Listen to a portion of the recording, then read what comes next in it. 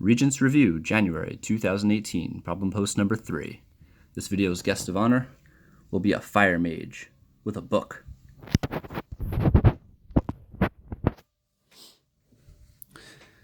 Okay, so Omar has a piece of rope. He ties a knot in the rope and measures the new length of the rope. He then repeats the process several times. Some of the data he collected are listed in the table below. So we have the number of knots that Omar ties and the length of the rope after he ties the knot. So we want to state to the nearest tenth the linear regression equation that approximates the length y of the rope after x knots. So they're giving us our variables here. We have to use x and y, and we want to find the linear regression equation. So on our TI-84, we'll go to stat, we will edit and clear out whatever list is there already. To clear the list, you go up and highlight, hit clear, hit the down arrow, and then it's gone. So I'll put in my knots into list 1, 4, 5, 6, 7, 8, and then my length in list 2, 64, 58, 49, 39, 31.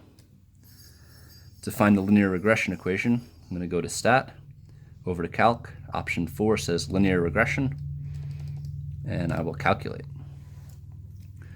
So here I have the basic form of my linear function, y equals ax plus b, and they give me the value for a, the slope, and b, the y-intercept.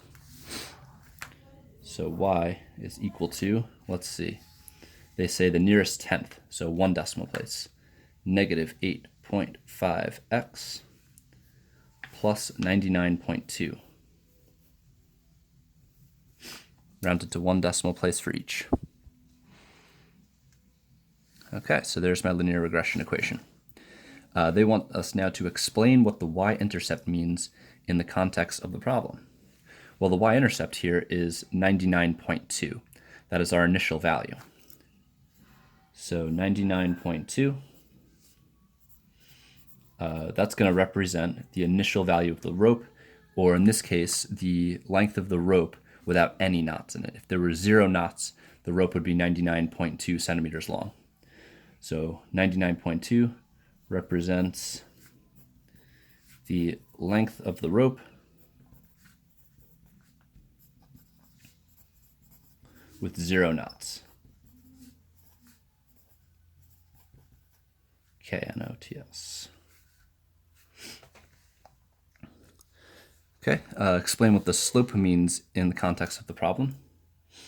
Negative 8.5 is our slope because that's our coefficient of x. And this says every time we tie 1 knot, because x is representing the number of knots, the rope is going to get 8.5 centimeters shorter because it's negative. So we're losing length of our rope. So negative 8.5 represents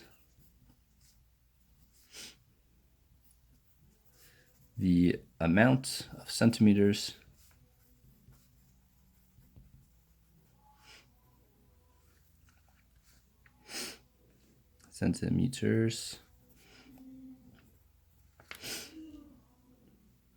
the rope will decrease in length by.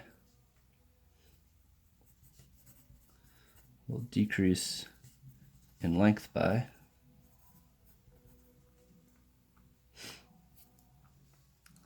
the amount of centimeters the rope will decrease in length after each knot is tied.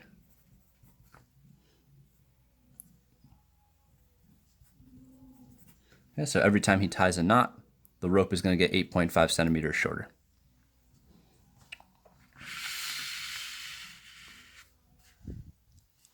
All right, lots of words in this one. Okay, the Drama Club is running a lemonade stand to raise money for its new production. A local grocery store donated cans of lemonade and bottles of water. Cans of lemonade sell for $2 each. Bottles of water sell for $1.50 each. The club needs to raise at least $500 to cover the cost of renting costumes. The students can accept a maximum of 360 cans and bottles. We need to write a system of inequalities that can be used to represent this situation. Okay, so let's analyze some of our variables here.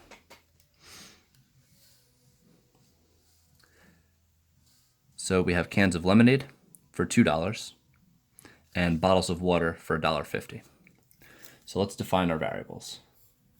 Say L, that will be lemonade. W will be water. Okay.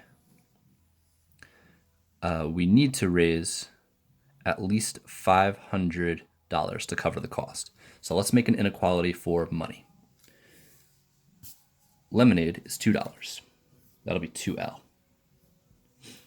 Plus the amount we were going to make from water, $1.50, 1.5W. And we want this amount to be greater than or equal to $500. So the club needs to raise at least $500. So that means it could be equal to $500 or it could be more than $500. So I used a greater than or equal to sign. Now we have the amount of cans and bottles. So they can accept a maximum of 360 cans and bottles. So no more than 360. So the amount of cans from lemonade plus the amount of bottles of water has to be less than or equal to 360. We cannot exceed 360. We could be equal to 360, but we cannot exceed 360. Okay, so the club sells 144 cans of lemonade. Now we want the least number of bottles of water that must be sold to cover the cost of renting costumes. Let's justify our answer. Okay, so they're giving us a value for cans of lemonade. It's 144. So we can use this value for lemonade for our variable L. This is telling us that L is equal to 144. So let's see what that does to our system. 2 times 144 plus 1.5W greater than or equal to 500.